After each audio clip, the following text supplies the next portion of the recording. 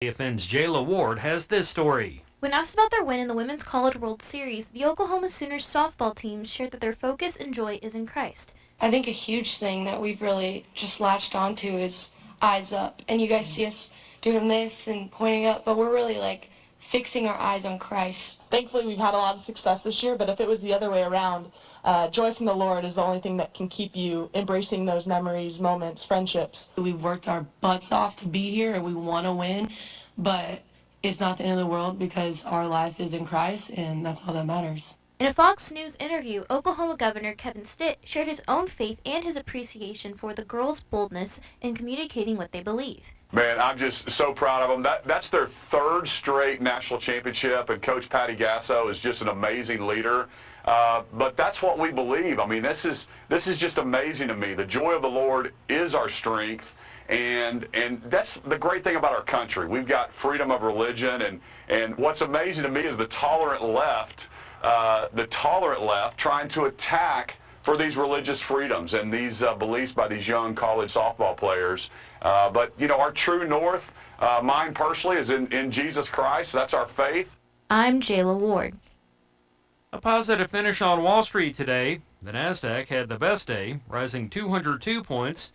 The Dow Jones Industrial Average is up 189, and the S&P 500 is up 40. Tune in tomorrow to find out whether the NFIB Business Index had an impact on the numbers. The same can be said for the Consumer Price Index. Well, that's all my time for now. Find more news on afn.net. That's afn.net. When you're there, be sure to subscribe to our free daily email news briefs. You can also like us on Facebook and follow us on Twitter. Thanks for listening. The time is now 8:38. The current temperature, 59 degrees. This program is a pre-recorded program. The award-winning Tennessee Wildcast Extra is on the air. This week, Jason and Amy visit with Scott Williams, the CEO of Discovery Park of America in Union City, Tennessee. He ended up investing more than $100 million to have this built for the people of this region. Wow. And the mission is to inspire children and adults to see beyond. He had gotten to travel around the world, and he wanted to be able to share that experience with people who he knew may not ever get to leave West Tennessee. And so that is what we're all about, is inspiring you, no matter what age, whether you're young or young at heart, no matter how much you've been able to see the world or not. We want you to leave here having been inspired to want to learn more. I know the couple times we've been here, we've always learned something new.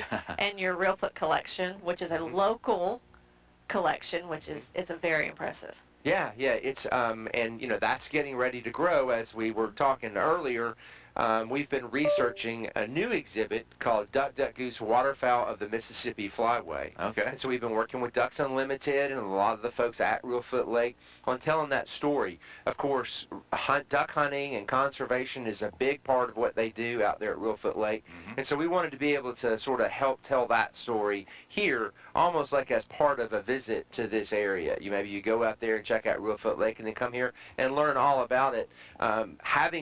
Living here for the last 5 years, of course, I'll see the ducks and the geese flying like we just did a while ago. Yeah. But I didn't know a lot about it, and a lot of our visitors, I think, will be learning about that for the very first time.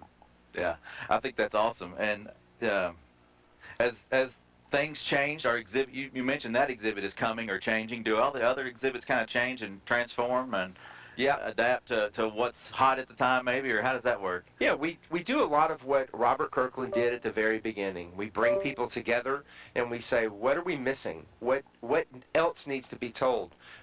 We had a lot of agriculture folks letting us know that they felt like we were weak in the area of agriculture. Okay. And this area, of course, is one of the biggest ag areas not weak. of Tennessee, right? Of the United States, actually. And so we wanted to tell that story, so we brought farmers together, ag educators.